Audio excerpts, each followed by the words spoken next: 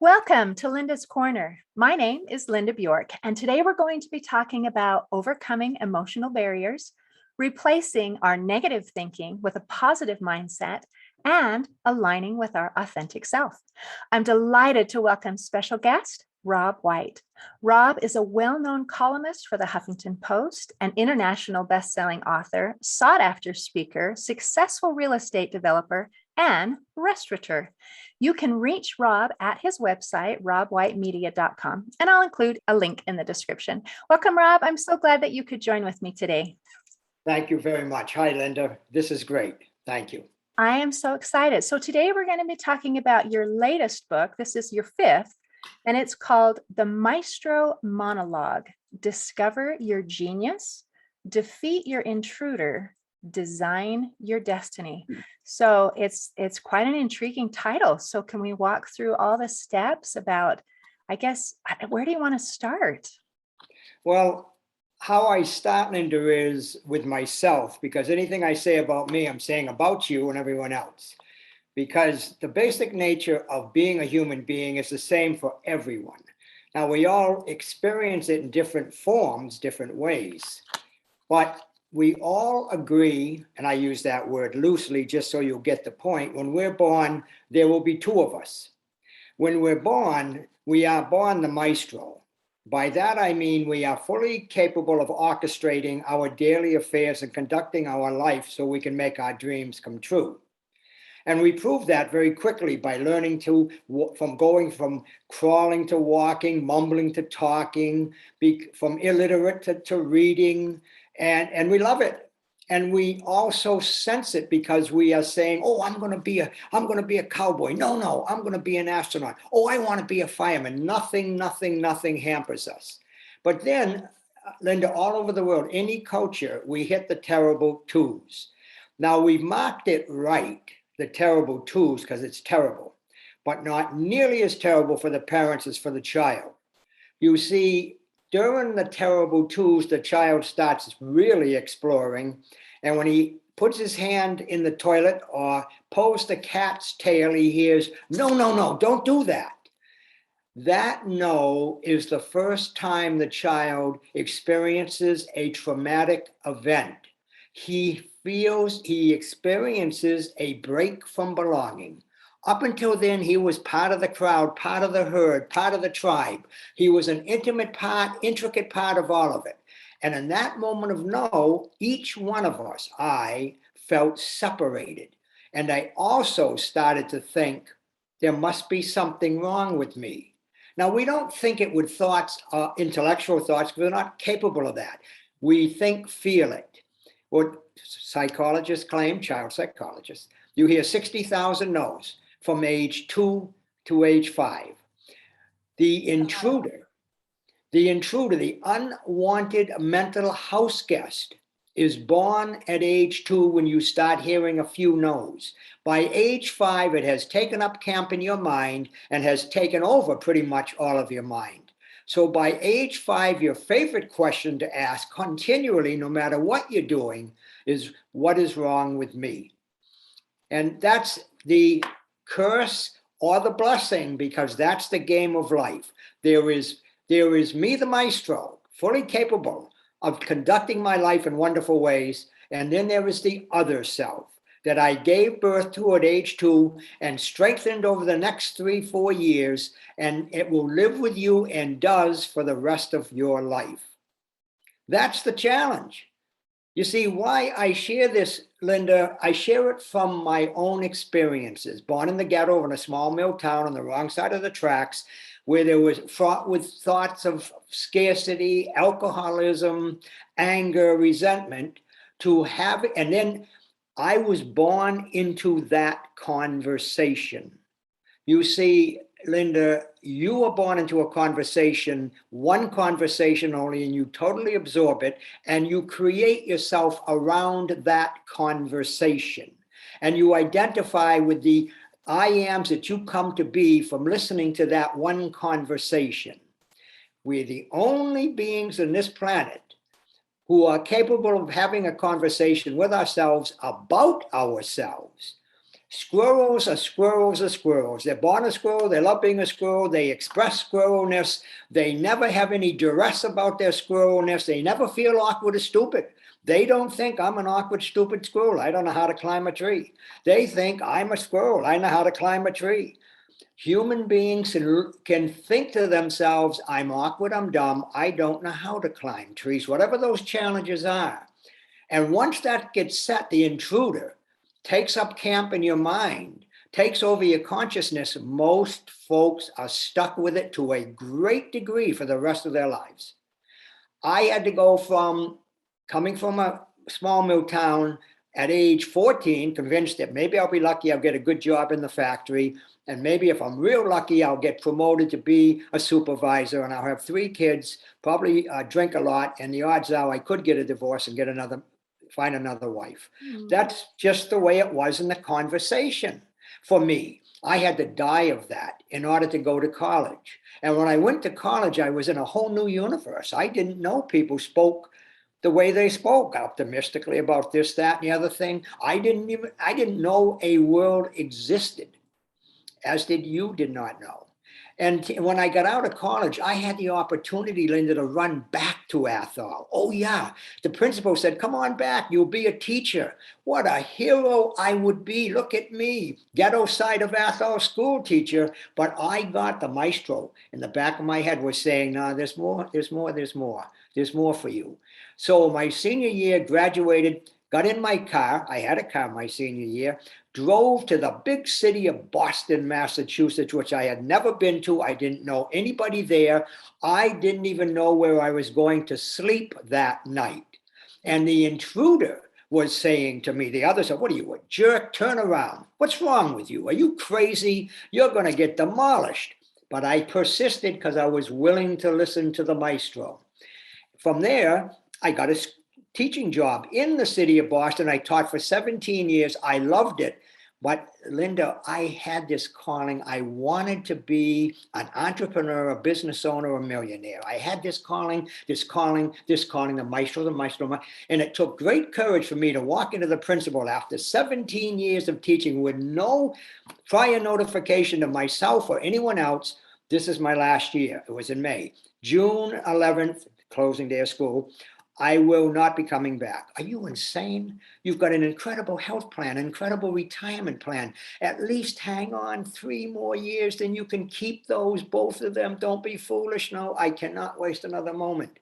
That was me, the maestro. My father said, what is wrong with you, Bobby? His intruder, intruding on my intruder. You got to go see not one psychologist. You have to see a team of psychologists. What are you doing? Are you crazy? Dad, I have to go for this. I then jumped into what? I don't know. How are you going to get rich? You say you're going to get rich, be a business owner. What? I don't know yet. What's wrong with you? I will know soon. Walking down Huntington Avenue in Boston, Mass, there's a book, brand new book. Who doesn't pick up a new book? I picked it up, turned it over the cover. It said, How to Get Rich in Real Estate by Robert Kent. I remember it to this moment, green book. That was my sign. How am I going to get rich? In real estate. I read the book. I followed the formula back then, very different formula than today. I made tens of millions of dollars in real estate over the next decade by simply trusting there's a part of me that can take care of business and allowing all kinds of tips to come me. I call them everyday, ordinary, unassuming gurus who passed my way and gave me a little bit of information. I was listening. I was ready. But don't think it wasn't just a fairy tale. The intruder was constantly on me. This is a big mistake. And you realize what you've done now, you've cursed yourself. It never goes away, the intruder. After 10 years of incredible success and making a lot of money, I decided I like restaurants. I'm going to get in the restaurant business. You don't know anything about restaurant. I know. You never took any courses. I know. You don't have any contacts. I know. What are you going to do? I'll do what I do when I do it. And I know it'll be right if I pay attention and learn from it. Because of course I realized by then your whole life is nothing but correcting errors. That's all life is. And the intruder will tell you all those errors that you're correcting are proving you're flawed. The maestro will tell you that's the only way to get ahead. That's life's gimmick. You've got to be tripping and falling constantly, picking yourself up and marching forward, learning from the lesson. I call it mistakes. You know what a mistake is? It's not a mistake. It's a mistake. I took a shot, missed the mark. I then learn from that and I do a retake, refine what I did, try it again. And when it's successful, I pick up the megaphone like a Hollywood director and I say, celebration, that's a take. That's all life is. Mistakes, retakes, that's a take. So after being incredibly and outrageously successful in the restaurant business and deciding I wanted to know more about the rest of the world, I went and spent quite a long time with the Maasai tribe in Tanzania, and I learned all about human beings. They were just like me. There was nothing different about them than me. My God, I thought they were going to be so different. No, they're human beings. They're going through the same thing in their own world. They have their way of doing it in their world. I had my way of doing it in my world. And my book shares with you and everyone else, what's it take not to be a success? It's easy to be a success. You are a success. What you got to do is you've got to look right at that intruder, that unwanted mental house guest that's convinced you you don't have what it takes. And you've got to call an MD. That's right. You have to call an MD, not a medical doctor. A marvelous denial. You must deny the lies the intruder is telling you about yourself.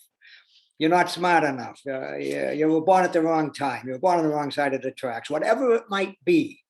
So that's what my book is about. And we can continue the conversation. I hope I didn't take too long getting us to where we are right now, but that's where we are now. Great.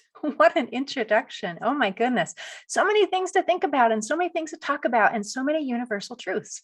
That was amazing. And I loved your concept. You didn't know what the end would be, but you knew to take the step and you trusted yourself and you went forward and then you learned and you acted.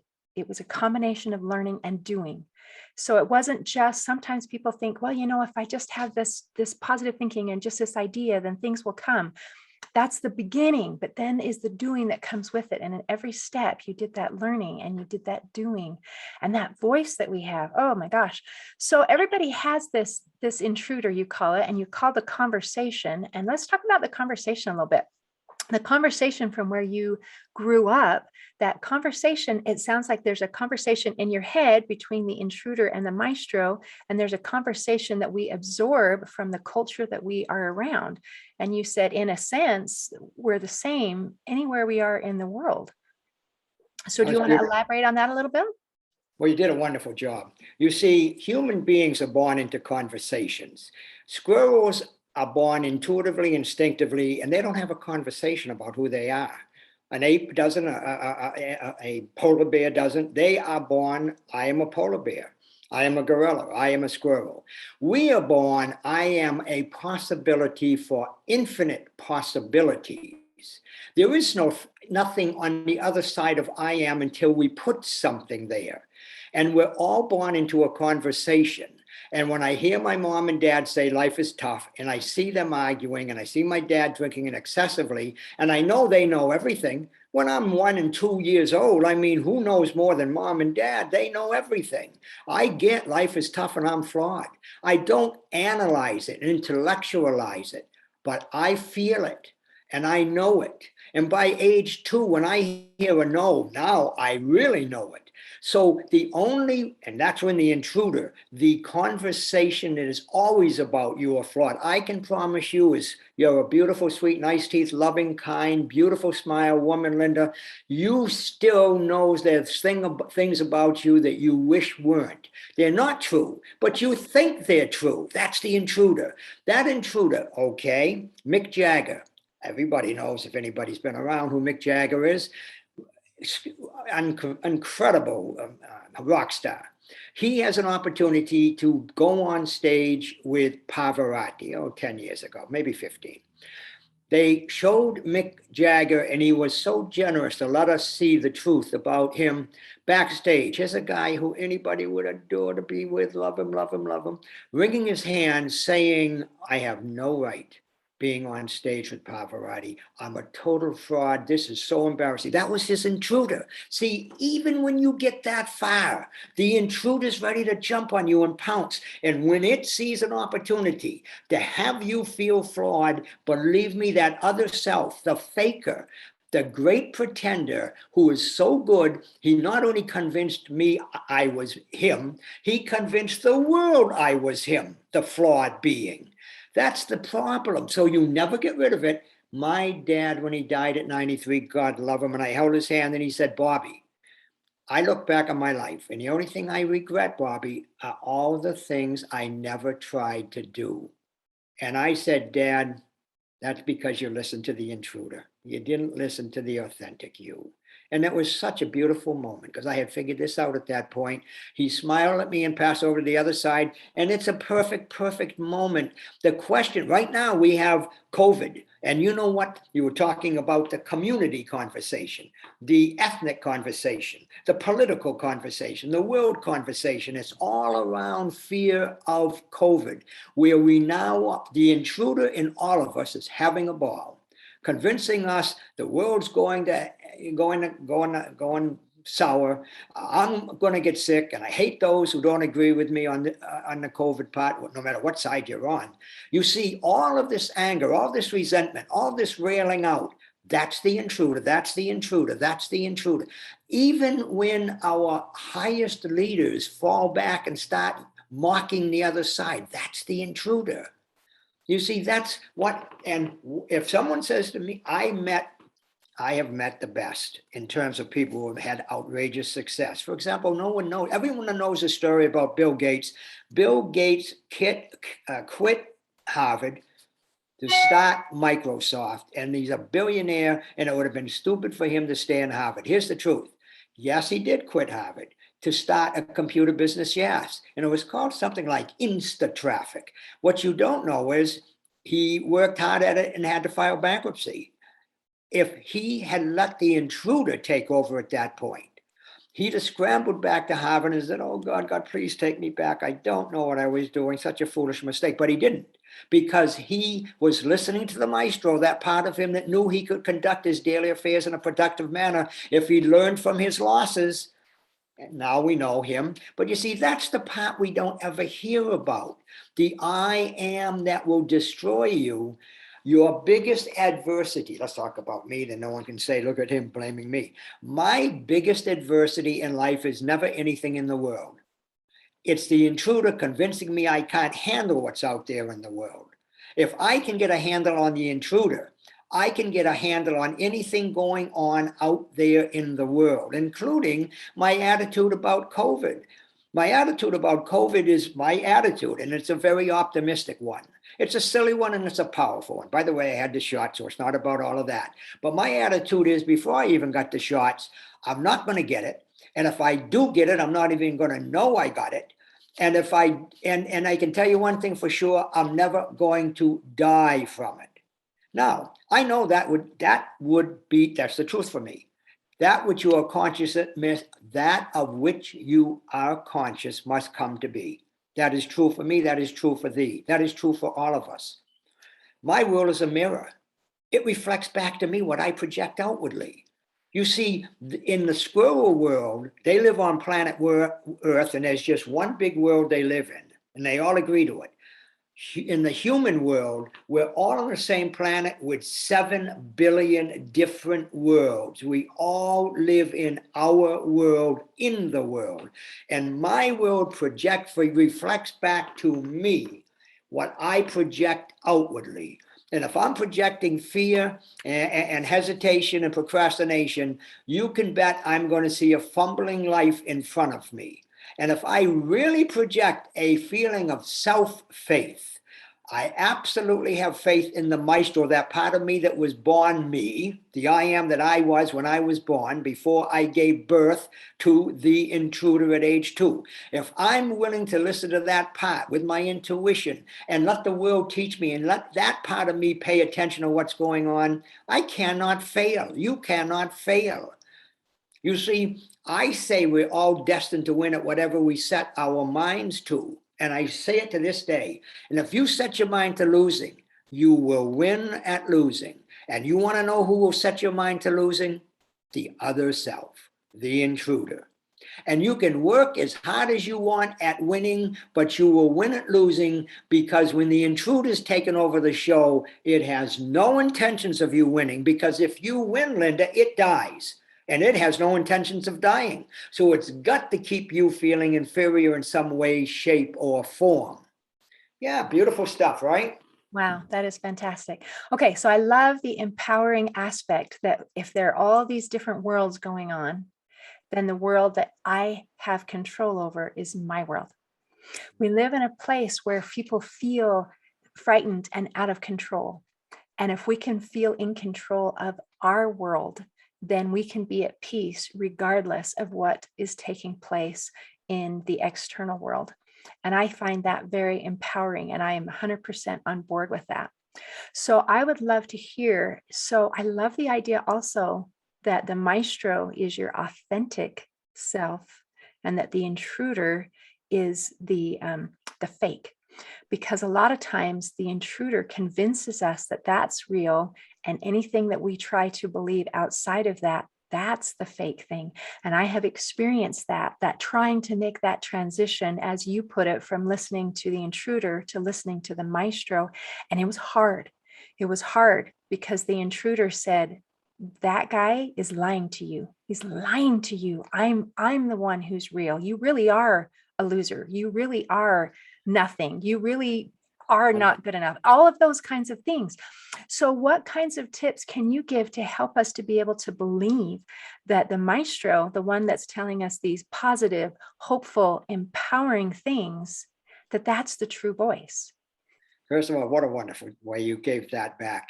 The intruder, the fraud, the faker, the great pretender will tell you, listen, you're a loser, but I'm going to take care of you. I'll help you get through. Don't be listening to some highfalutin, stupid ideas you got over here. That's just going to destroy you. Don't get carried away. You stay snuggled down in your comfort zone. Don't take any risks.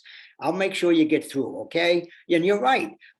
And he does such a good job of convincing us. Right now, most people gripped by the fear of COVID are fearful of life, angry with everyone, resentful of this, all that stuff. So what do? I know when the intruder has a grip on me because I have a knot in my stomach. Simple as that. I never have a knot in my stomach when my authentic self, the intuitive sense of me, my optimistic, instinctive instincts, when they are talking to me, there's no knot. When I feel that knot, what I must do is not ignore it. I must look right at it and own it. See, this is very strange. If you don't own it, it owns you. I've got to say to myself, right now, I've given myself over to being the intruder. I can see that. I'm angry, resentful, petty. I'm not willing to take a chance. I must own it. I must own that. When I own it, it no longer owns me, and I have a choice to listen a second time. In my book, The Maestro Monologue, I give you a dialogue, an inner dialogue to speak to yourself that enables you, empowers you to see. This sounds strange. Don't rebel against, resist. Don't hate the intruder. If you rebel, resist, or hate, you empower it. Don't say you're not it. If you say you're not it, you are it. What you want to say is, I've given myself over to it, and I'm not it. And what it's telling me right now, and that's the first thing, you want to call upon the rebel. We're all rebellious by nature, and rebel for what you're up to. So I say, I'm listening to lies about myself. For example, I am bald. You might have noticed. At age 45, I spent most of my time not being bald. So what I mean by that is I wore a wig, and a very expensive wig, and I spent a lot of time making sure the wig was on right, and I didn't get in convertibles, go on boats, or go outside if it was windy. I was so good at it. In the city of Boston, I actually became one of Boston's most eligible bachelors with a wig on. Do you know how I felt knowing that I was such a fraud? Do you realize that I was skulking around with a big phony smile, pretending that I felt so I was successful, but handsome and debonair, but thinking underneath, oh my God, if they saw this wig. You see, that was the intruder, and he had me. He had a grip on me, an iron tight grip. quickly, if I may, how much time do we have? Because we're going right through this. 20, We're I don't doing have. great. Another I'll, 5-10 minutes or whatever. I'll tell you how I got through that one. You're going to love this. I'm in Vegas speaking. I was very popular back then, very successful, doing firewalks. That was a thing I did, a hobby. Yeah, hobby. And I had made millions and had Ferraris and very well-known restaurants. Yeah, I was a hot shot, see. And I say that now, that's all a game, an act. There's nothing rich about being a hotshot. What's wonderful is being authentic, being transparent, being myself, sharing myself with you and everyone else that they may learn about themselves. I'm 77. You didn't know I was 77. I don't sound 77. I don't feel 77. I'm 57. Chronologically 77. So that's the deal on that. Now, back then, I went to Vegas, Century 21, big annual reunion. Seminar, whatever they have, and thousands of people. I got my wig on. I have a person up on stage going to break through a board to let that person know you can do it. I will walk you through this and you will do it.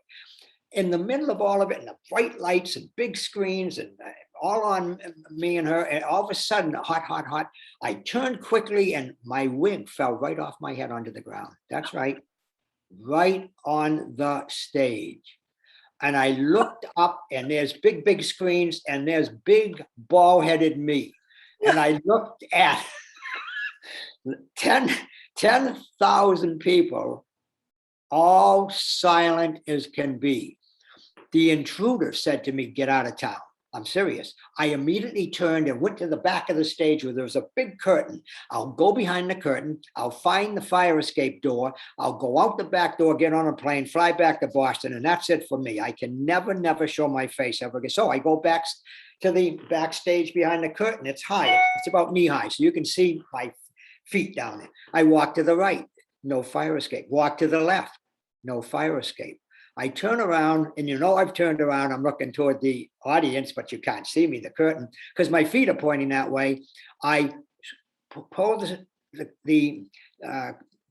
big thing down away from me and the curtain, and I go out. I picked up my wig. I looked up and I said, "This is who I really am." I got the biggest standing ovation, because we all know there's something we're hiding. And oh my God, he had the courage to just say, "This is who he really is." If I became the hit of the week, the hit of the weekend, because we all know there's something we don't want anybody to know about us. And this fellow, life put it right in his face. That was my transformational moment. That's when I was able to say to the intruder, "You're done, buddy boy." Now, he's not completely done, but he has never had an iron tight grip over me like he did then. That's pretty good, isn't it? That is very good. This kind of thing about having this intruder in this conversation and having the maestro and having the intruder, it reminds me of that little story about the two wolves, that we have two wolves inside of us.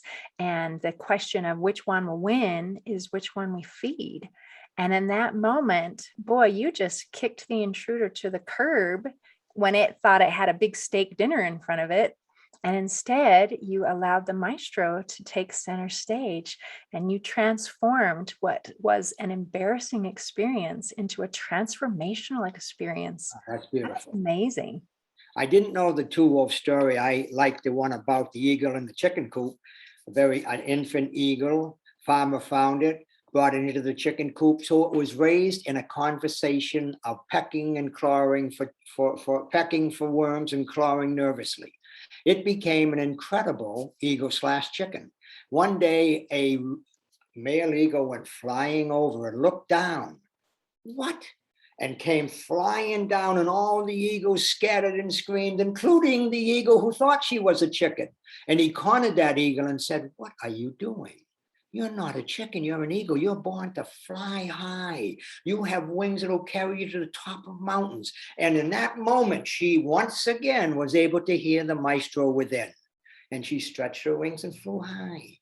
You see, we're born right now in this world, we're getting enclosed in a chicken coop mentality, a conversation of fear, anxiety, anger.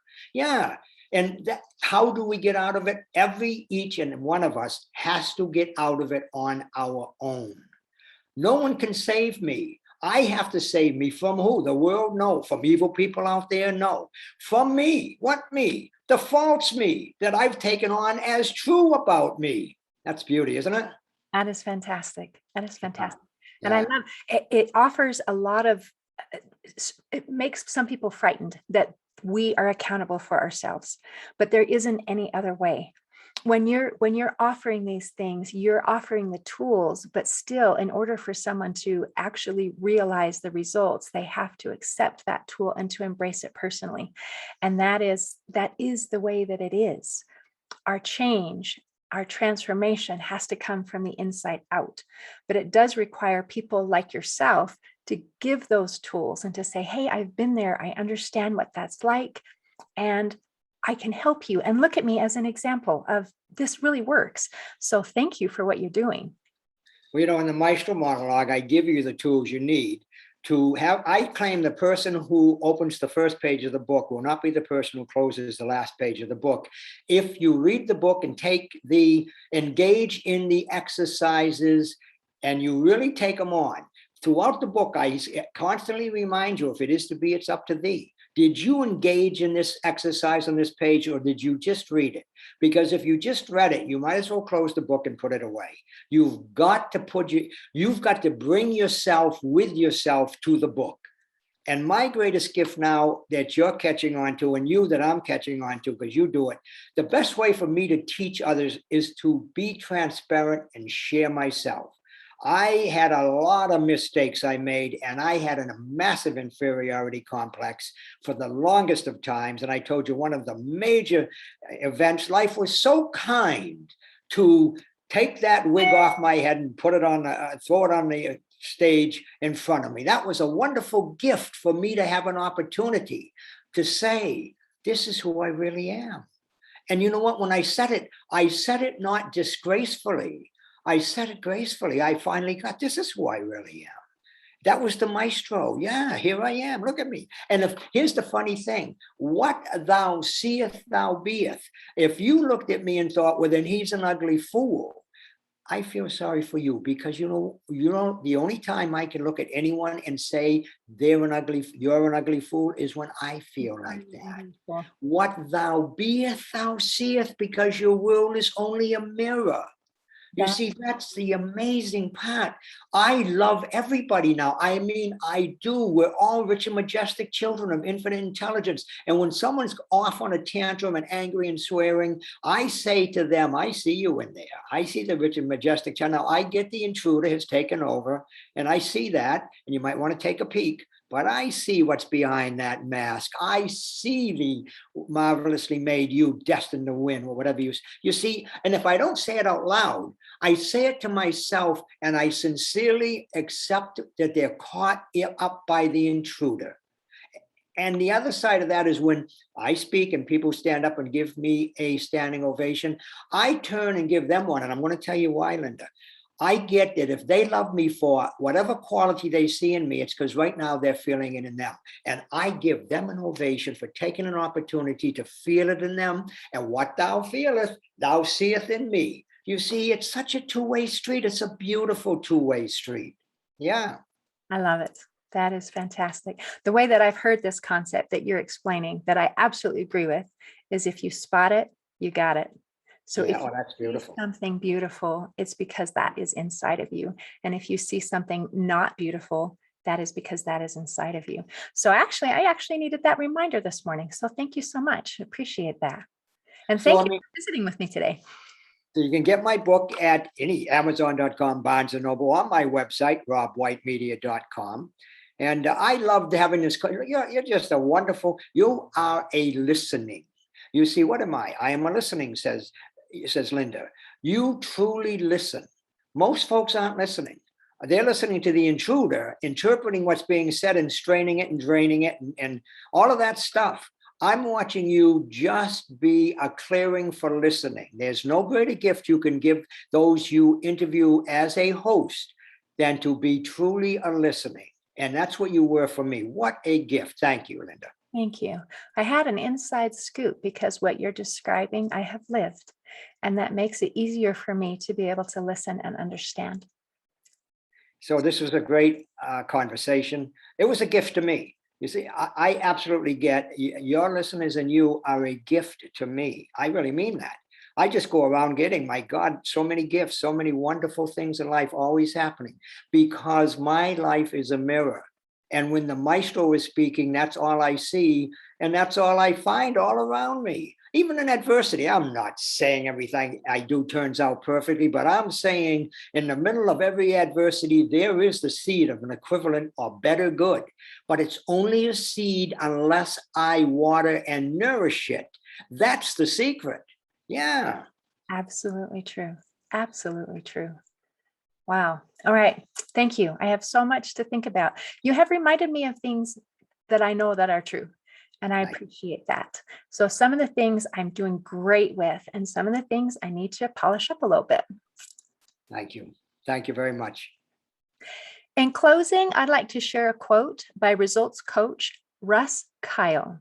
He said, "Watch what you tell yourself. You're likely to believe it." Today, I invite you to tell yourself wonderful, positive, empowering things to help awaken your limitless potential. See you next time on Linda's Corner.